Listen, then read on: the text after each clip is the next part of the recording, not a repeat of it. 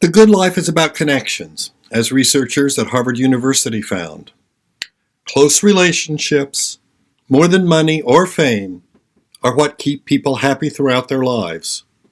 Those ties protect people from life's discontents, help to delay mental and physical decline, and are better predictors of long and happy lives than social class, IQ, or even genes.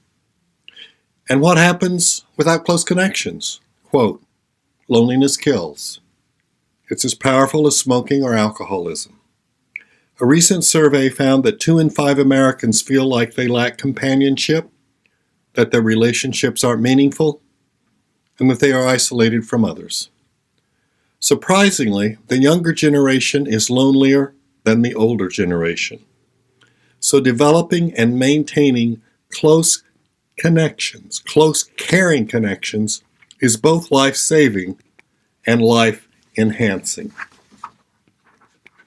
So, welcome to our Connections journey. I'm Doug Carnine, a professor emeritus at the University of Oregon. Today I'm going to share with you 3 keys for building meaningful connections.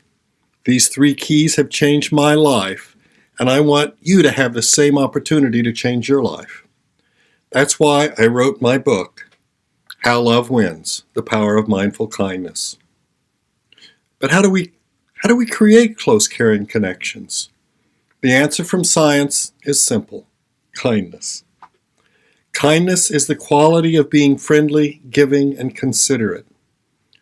Take a moment to consider how you felt when you acted with kindness or received kindness.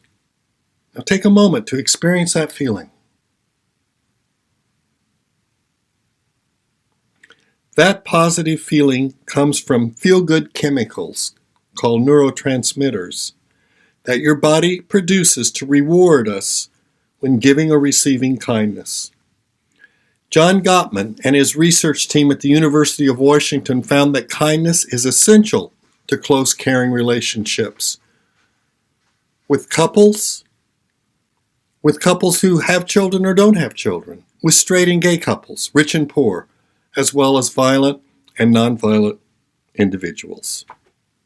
So the first key is increase your kindness interaction starting today. Kindness is central to meaningful connections with our partner, parents, children, friends, co-workers, and even strangers who need our help. Here are some ways to be kind when you're in a conversation. Respond by asking to hear more, agreeing, making an encouraging comment, or offering interesting, relevant information. For example, if one person comments about an interesting passage in a book, the other person might ask to hear more about the book, or ask to hear the passage read out loud. Here are other examples. Giving the other person the benefit of the doubt. For example, if the other person is late, don't interpret it as a lack of caring or respect for you. Be extra considerate when the other person is having a hard time. For example, when the other person is discouraged and overwhelmed. Take on one of their responsibilities and lighten their load. Sharing joy. For example, celebrate the other person's accomplishments. Take time to genuinely discuss how wonderful the accomplishment is.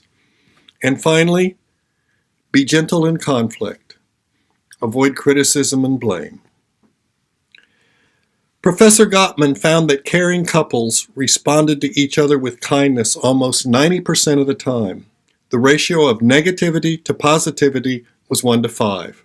So, for every negative interaction, there were 5 positive interactions. In contrast, the ratio in failed couples was 1 to 0.8.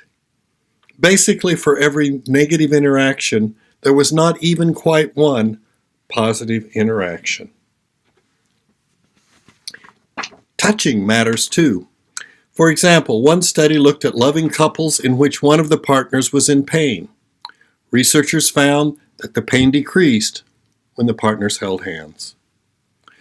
Researcher John Gottman summed it up this way, quote, for the hundreds of thousands of couples getting married each June and for the millions of couples currently together, married or not, the lesson from the research is clear. If you want to have a stable, healthy relationship, exercise kindness early and often. It should not come as a surprise that kindness is also essential in finding a loving partner in the first place. In the book Love Factually, author Dwayne Welch lays out in clear detail how a person can systematically and successfully search out and vet a loving partner. What are the non-negotiables? She wrote, quote, "If I had to summarize over 60 years of excellent relationship research in just one sentence, that sentence would be, quote, if you can find and be with someone kind and respectful, your relationship will probably work, and if you can't, it won't." Note that being kind does not mean couples or friends or family will never disagree or argue. The key is to be positive while arguing.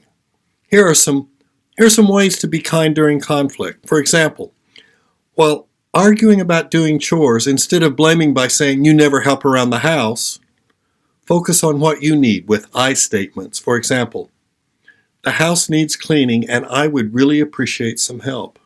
Avoid statements of you never or you always. Here's another example.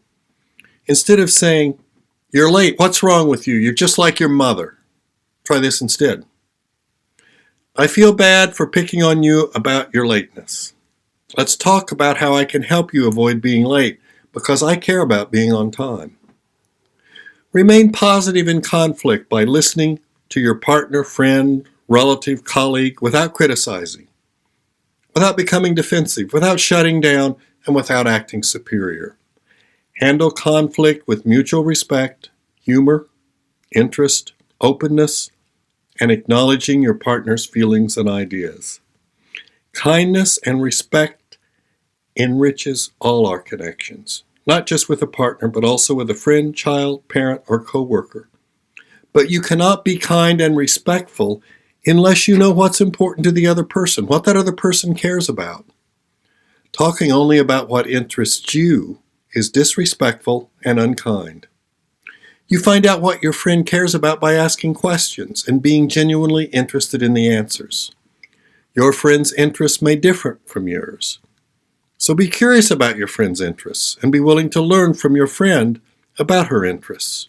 Remember, whether you are being genuinely kind or not depends on the other person, what they actually need and want. Think of the Boy Scout who told his scoutmaster that his kind act for the day had been helping an elderly lady cross the street. The scoutmaster agreed the action had been kind, but added that it seemed a little trivial. The Boy Scout protested. "No, it wasn't easy at all. She did not want to cross the street." This Boy Scout imposed his idea of kindness on the elderly lady without taking into account her needs and her feelings. Building kind habits is the first key to improving your connections today. Your turn. You can pause the video and do this exercise now or do it later. You're going to pick someone to receive your kindness. Maybe you need to be more kind to yourself. Open the handout, 3 Keys to Unlock Life-Enhancing Connections. Then read the suggestions in the first section titled Build Kind Habits and follow the instructions. The second key to building caring connections is to stop your unkind habits. While kindness builds connections, emotion-charged fighting, anger, blame, jealousy, avoidance, and anxiety destroy connections. Starting today, you can begin breaking the unkind habits that block your connections with others and even with yourself. Recall a memory when you were unkind, for example, by being cruel, selfish, insensitive, insulting, condescending. Experience that feeling right now.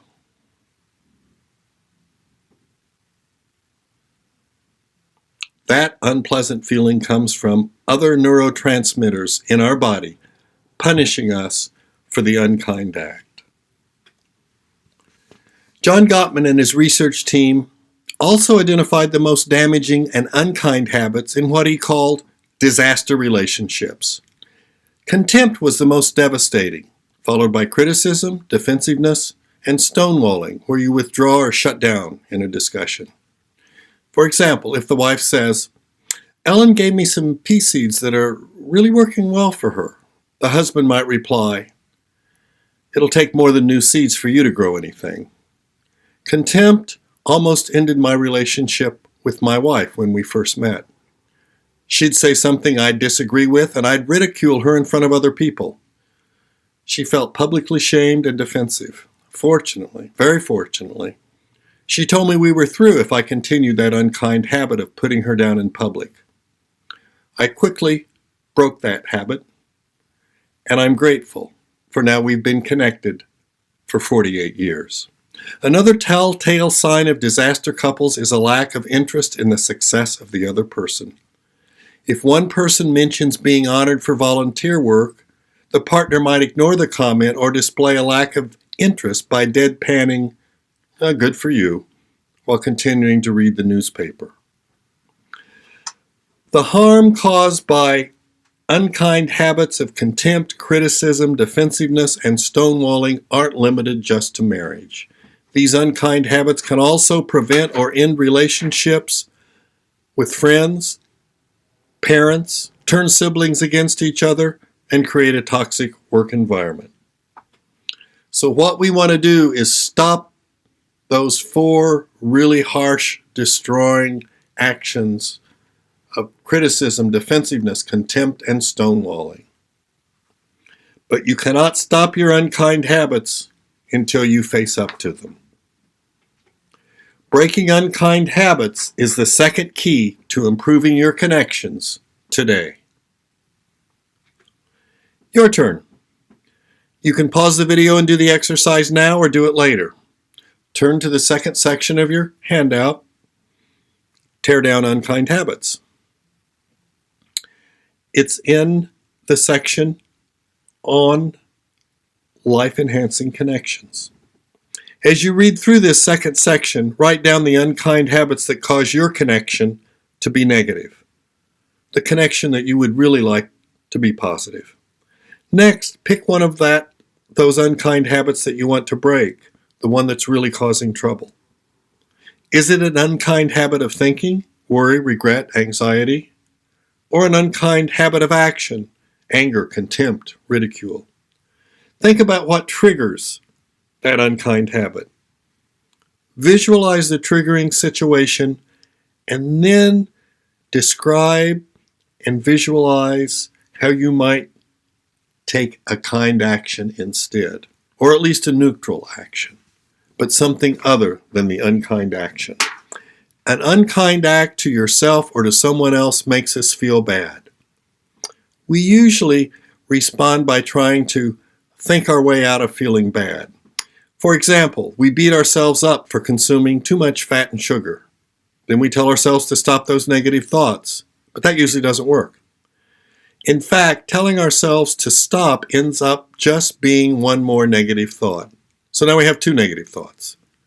First, we are eating too much fat and sugar, and second, we feel like a failure because we cannot control our eating habits.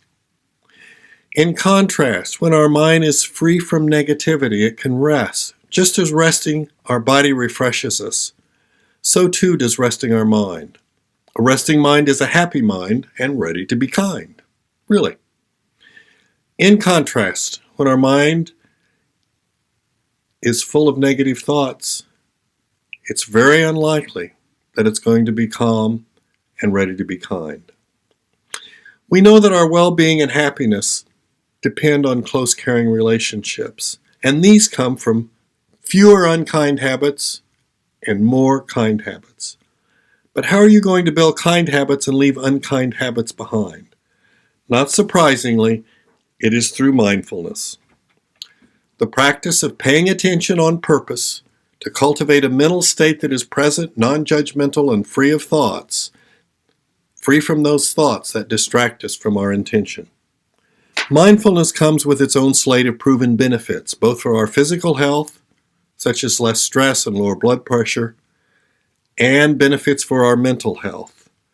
Less misery dwelling on the past and less worrying about the future, less preoccupation about success and self-esteem, and more deep connections with others.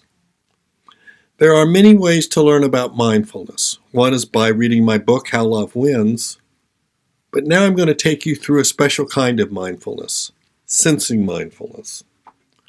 Sensing mindfulness is a practice of shifting our attention from our thoughts to our senses of touch, sight, smell, taste, and hearing in order to focus on the present moment. In sensing mindfulness, we direct our attention exclusively to specific sensations coming from whatever physical activity we are doing, whether it's active like Tai Chi, football, dancing, tennis, or non-action like just sitting and breathing. Doesn't matter, you can always use sensing mindfulness. When you realize you're immersed in negative thoughts, shift your attention to your senses. For example, instead of beating yourself up for eating too much, put down your fork, take a sip of water. Focusing on the sensations of setting down the fork, lifting the glass, and swallowing the water. In this way, sensing mindfulness breaks you out of your guilt about eating too much, and it slows down your eating. Your mind relaxes, and you are more likely to be kind than unkind. So the third and final key to improving your connections today is to strengthen your mindful sensing mindfulness. Your mindfulness, especially sensing mindfulness. Earlier I asked you to experience your feelings associated with a kind act. Now I'll take you through a guided sensing mindfulness activity, which I hope will rest your mind, calm your mind, and this way you can see the potential of sensing mindfulness. Sit up straight so that breathing comes easily. Settle in and feel comfortable. Put your hands in your lap. Close your eyes. Inhale deeply, then exhale completely. Totally focus your attention on the breath as you inhale and exhale. Feel your chest and abdomen rise and fall as you inhale and exhale. Feel the air as it comes in your nostrils and out as you inhale and exhale. Take several more of these deep breaths.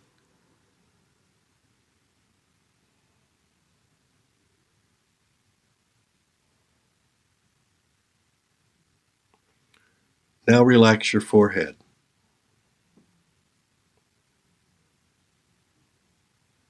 Relax around your eyes. Relax your cheeks. Relax your shoulders. Feel your body resting on the chair. Feel your feet resting on the ground. Visualize a place that gives you joy and contentment. Smile. Spread that smile throughout your body. Visualize a person who has given you kindness or received kindness from you. Smile. Spread that smile throughout your body. Keep that person in mind as you say to yourself, I am grateful for the kindness we have shared. Open your eyes. In using sensing mindfulness, your mind focused on your physical sensations and became calm. In contrast, when you are caught up in your emotional worries and wishes, you are not calm. Your agitation is likely to make you more unkind than kind. A particularly useful application of sensing mindfulness is the 3-breath method, which I learned from monks while I was volunteering at a monastery in Burma. In the 3-breath method, you redirect your attention away from negative thoughts by focusing on the air entering and leaving your nostrils and the physical expansion and contraction of your abdomen and chest for each of 3 slow, deep breaths. Let's practice the 3-breath method. First, recall one of your unkind acts that still makes you feel bad. Call up that emotion. Now close your eyes. Inhale and exhale deeply 3 times, focusing on the air entering and leaving the nostrils and the physical expansion and contraction of your abdomen and chest. Feel that for each breath. Count as you take the 3 breaths.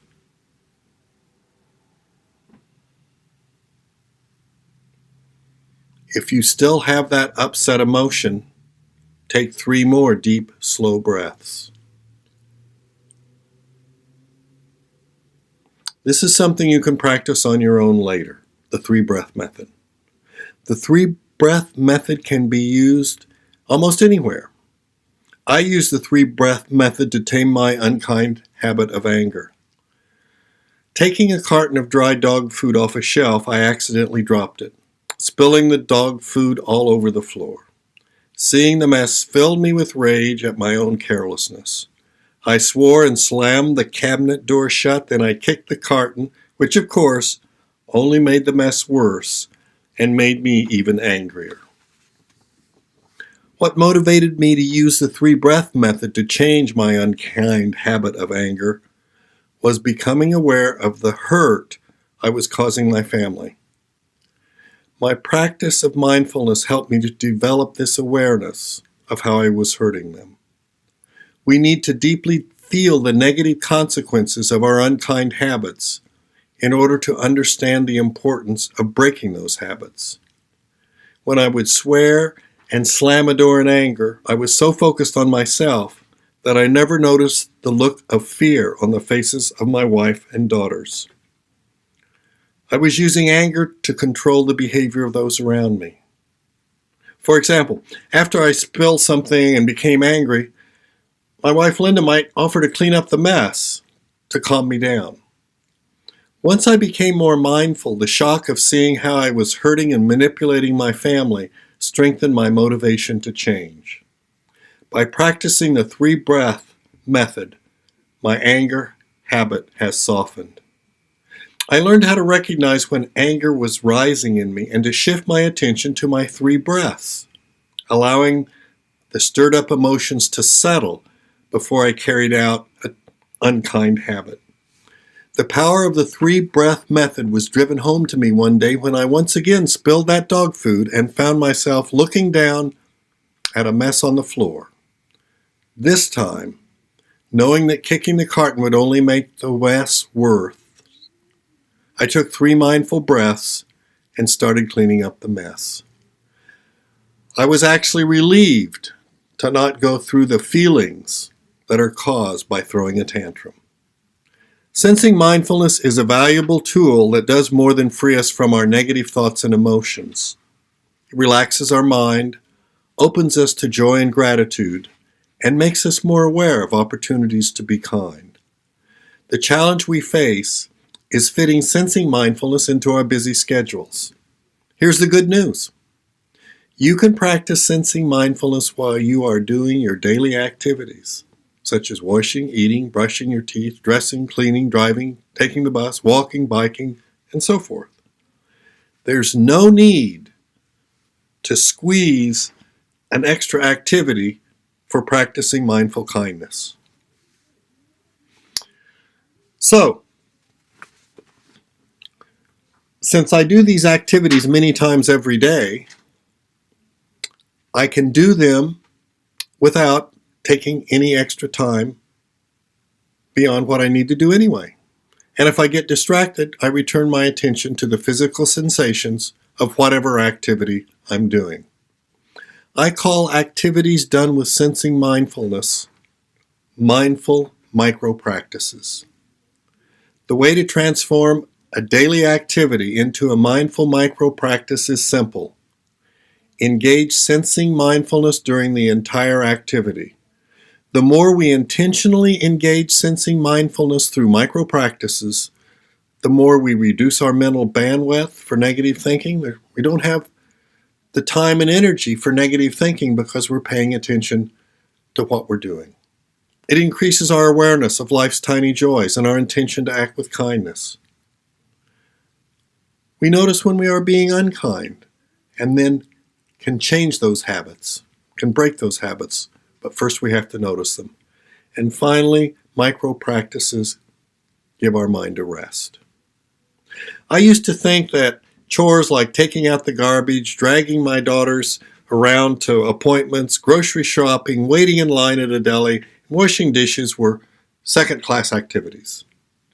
If I had to do them, I'd try to squeeze in something more important by multitasking, making phone calls or thinking about work at the same time.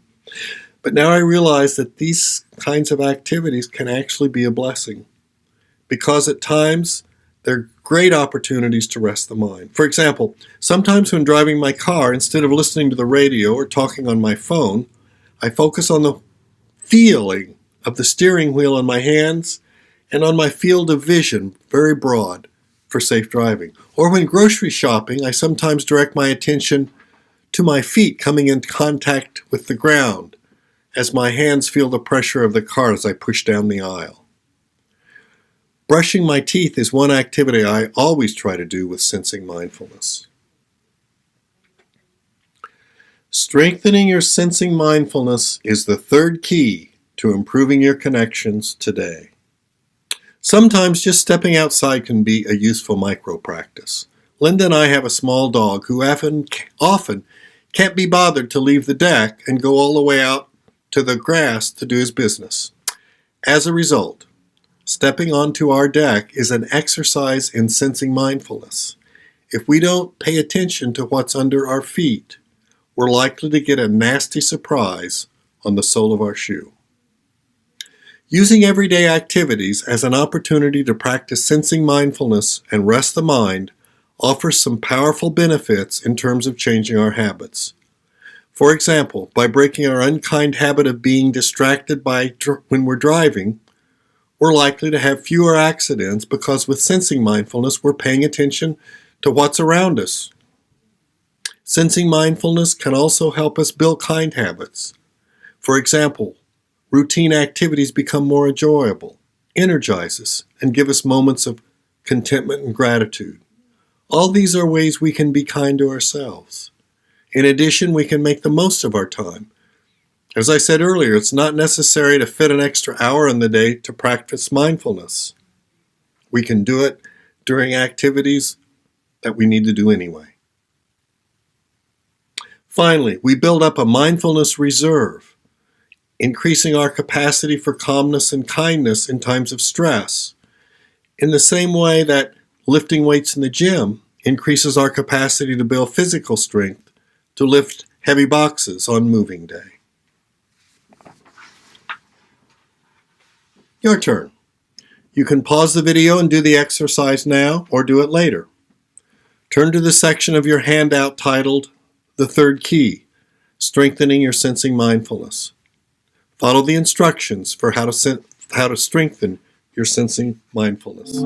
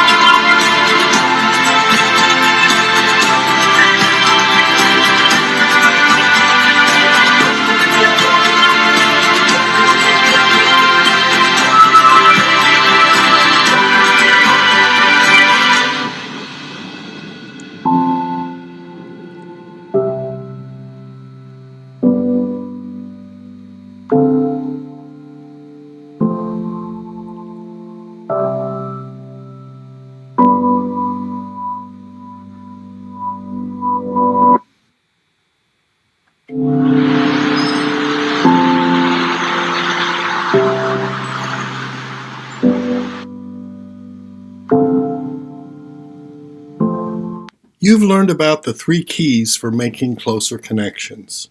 Build kind habits, tear down unkind habits, and strengthen your sensing mindfulness. Changing our habits is not easy, but it's worth the effort. And it is possible to change habits that we've had for a long time.